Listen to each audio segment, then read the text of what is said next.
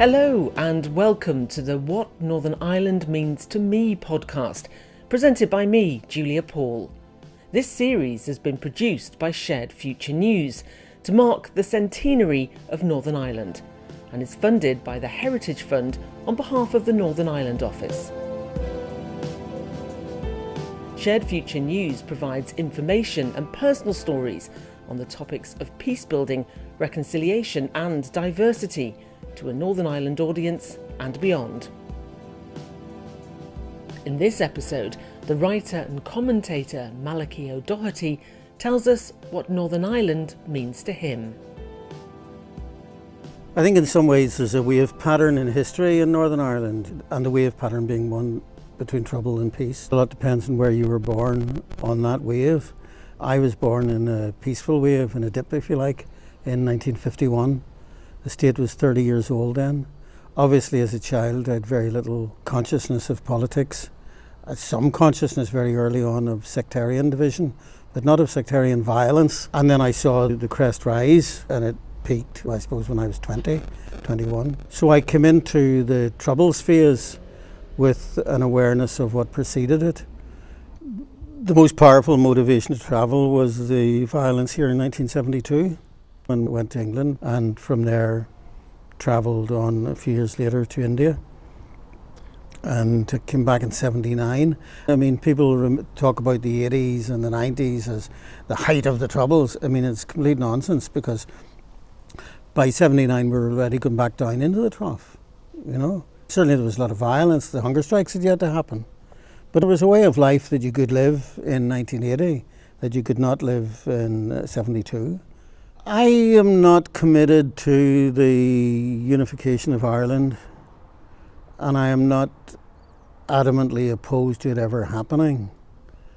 I do think Northern Ireland deserves some credit for having evolved. I mean, if you're looking at the origins of Australia or the origins of North America, you're looking back at criminal genocide, right?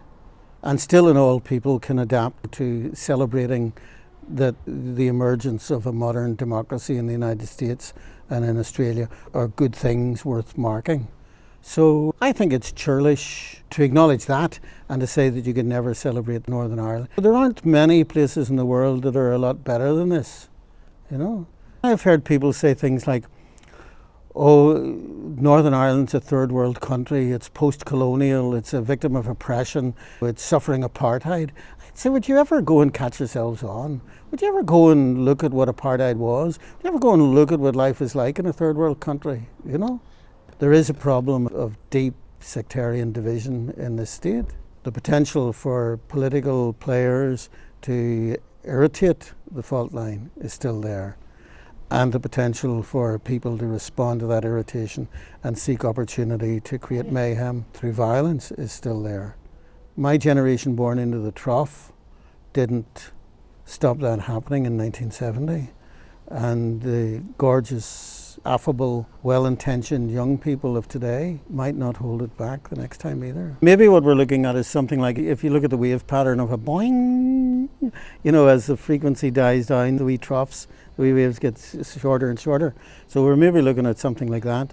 And certainly we've got a political middle ground now, which we didn't have. There were moderate unionists and moderate nationalists in the past, but now there's a very large section of society which refuses both those labels. The scale of that is new. What Northern Ireland Means to Me is produced by Shared Future News. Our staff include Alan Leonard, Alan Mabon and Julia Paul. Our theme song is Figure in the Fog by Jordan McMurray, with thanks to Music Paths. This and other episodes with transcripts are available at the Shared Future News website, sharedfuture.news. You can also follow us on Facebook at Shared Future News and Twitter at Shared Future. If you would like to suggest someone for a future episode of What Northern Ireland Means to Me, please email us at editor@sharedfuture.news. Thanks for listening.